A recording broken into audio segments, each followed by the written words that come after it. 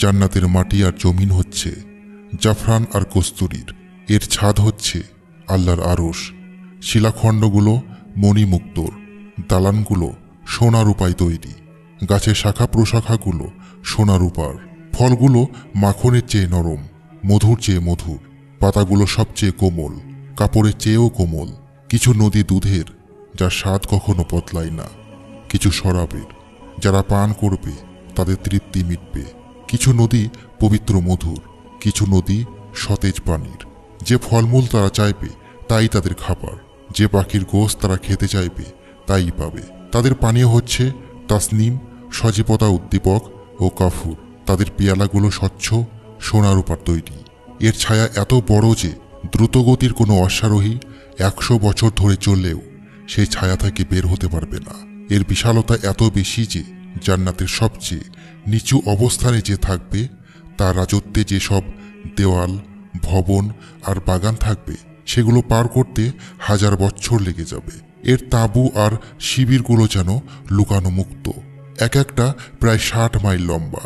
এর ভবনগুলোতে ঘরের উপর ঘর, তাদের নিচ দিয়ে নদী বয়ে যায়। এগুলোর উচ্চতা যদি জানতে চান তাহলে আকাশের যেসব উজ্জ্বল তারা দেখা যায় সেগুলোর দিকে তাকান। দৃষ্টি যেসব তারার নাগাল পায় না সেগুলোও দেখার চেষ্টা করুন। জান্নাতবাসীর পোশাক হচ্ছে রেশম আর স্বর্ণ। তাদের বিছানায় যেসব কাঁথা থাকবে সেগুলো হবে সবচেয়ে উঁচু মাপের রেশমি কাপড়ের। তাদের চেহারা হবে চাঁদের মতো। তাদের বয়স হবে 33 বছর বয়সের মধ্যে। সেখানে তারা শুনবে তাদের পবিত্র স্ত্রীদের গান। তার চেয়েও ভালো হচ্ছে সেখানে তারা ফেরেশতা আর নবীদের কণ্ঠ শুনতে পাবে। এর চেয়েও ভালো হচ্ছে সেখানে তারা নিখিল বিশ্বজগতের প্রভুর কথা শুনতে পাবে। তাদের খেদমতে থাকবে চিরতরুণ বালকেরা। তাদের নমুনা হচ্ছে ছড়ানো ছিটানো মুক্ত দানার মতো। তাদের স্ত্রীরা হবে পূর্ণ যৌবনা। তাদের অঙ্গ প্রত্যঙ্গে যৌবনের উন্মাদনা ছড়াতে থাকবে। সে যদি তার সৌন্দর্য দেখায় তাহলে মনে হবে চেহারায় যেন সূর্য খেলে গেল। তার হাসিতে আলো চমকে উঠবে। তাদের ভালোবাসা হবে দুই আলোর মিলন। কোনো স্বামী যখন তার স্ত্রীর দিকে তাকাবে তার গালে নিজের চেহারার প্রতিচ্ছবি দেখতে পাবে, যেন কোনো উজ্জ্বল আয়নার দিকে তাকিয়ে আছে। তার পেশি আর হাড়ের পেছন থেকে জ্যোতি ঠিকরে পড়বে। সেই স্ত্রী যদি দুনিয়াতে তার সৌন্দর্য অবারিত করত তাহলে পৃথিবী ও মহাবিশ্বের মাঝে যা কিছু আছে সবকিছু সুন্দর সুবাসিত বায়ু দিয়ে পূর্ণ হয়ে যেত। সব সৃষ্টি তার প্রশংসা করত, গুণকীর্তন করত। পূর্ব পশ্চিম তার সব সৌন্দর্যে আলোকিত হতো। সব চোখ কেবল তাঁরই দিকে ফিরে থাকত।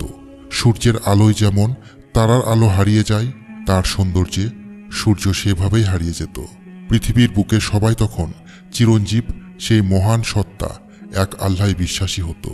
তার মাথার অবগুণ্ঠন পৃথিবী ও এর মাঝে যা কিছু আছে তার সব কিছুর চাইতে ভালো। সময়ের সাথে সাথে কেবল তার সৌন্দর্য বাড়তেই থাকবে। নাভির নাড়, সন্তান জন্ম, হায়েজ এগুলো থেকে সে হবে মুক্ত। থুতু, মল, মূত্র, অন্যান্য নোংরা জিনিস থেকে সম্পূর্ণ পবিত্র। তার যৌবন কখনো ক্ষয় হয়ে যাবে না, পোশাক কখনো জীর্ণ হবে না, তার স্বামী কখনো তার কাছ থেকে বিরক্ত হবে না। স্ত্রীর মনোযোগ কেবল তার স্বামীর দিকেই থাকবে। সে তাকে ছাড়া আর কাউকেই চাইবে না। স্বামীর চাওয়া পাওয়াও কেবল তাকে ঘিরেই হবে। দুজন দুজনকে নিয়ে থাকবে সর্বোচ্চ স্বস্তি ও নিরাপত্তায়। মানুষ কিংবা জিনেদের মধ্যে থেকে কেউ কখনো তাকে ছুঁয়ে দেখেনি। সর্বশক্তিমান, সর্বজ্ঞানী আল্লাহর চেহারা, যিনি সব ধরনের সাদৃশ্য থেকে মুক্ত, সেদিন এমনভাবে দেখা যাবে যেভাবে দুপুরবেলায় সূর্য দেখা যায় কিংবা মেঘমুক্ত আকাশে যেভাবে চাঁদ দেখা যায়। এক আহ্বানকারী ডেকে বলবে, জান্নাতবাসী, তোমাদের সুমহান আল্লাহ তাকে দেখার জন্য ডাকছেন, কাজে তাকে দেখতে আসো। তারা বলবে, আমরা শুনলাম ও মানলাম। তারা সবাই যখন প্রশস্ত উপত্যকায় জড়ো হবে, মহামহিম আল্লাহ তার চেহারা আনতে বলবেন। আলোর মিম্বার আসবে, আরও আসবে সোনা রূপার মিম্বার। জান্নাতের সবচেয়ে নিচু মর্যাদার অধিকারী কস্তুরীর চাদরে বসবে, আর তার উঁচু মর্যাদায় যারা থাকবে তারা যা দেখবে সে তা দেখবে না। যখন তারা সবাই আয়েশ করে বসবে তখন আহ্বানকারী ডেকে বলবে, হে জান্নাতবাসী, আজ তোমাদের সঙ্গে আল্লাহর এমন এক সাক্ষাৎ হবে যেখানে তিনি তোমাদের পুরস্কার দেবেন। তারা বলবে, আবার কি পুরস্কার?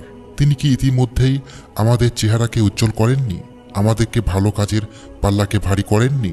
জাহান্নাম থেকে বাঁচিয়ে জান্নাতে দেননি? আর কিছু কি বাকি আছে? এমন অবস্থায় হঠাৎ করে পুরো জান্নাত জুড়ে আলোর রোশনি ভরে যাবে। তারা তাদের মাথা উঁচু করে অবাক বিস্ময়ে তাকিয়ে রইবে। মহান আল্লাহ বলবেন, হে জান্নাতবাসী, আসসালামু আলাইকুম। জান্নাতবাসীরা উত্তরে বলবে, হে আল্লাহ, আপনিই শান্তি, আপনার থেকেই শান্তি আসে। আপনি সুমহান, সব সম্মান আর মহাত্ম আপনারই। সুমহান আল্লাহ তখন তাদের দিকে তাকিয়ে হাসবেন আর বলবেন, হে জান্নাতবাসীরা, তারা কোথায় যারা আমাকে না দেখে আনুগত্য করত? এটাই হচ্ছে ইয়ামুল মাজিদ।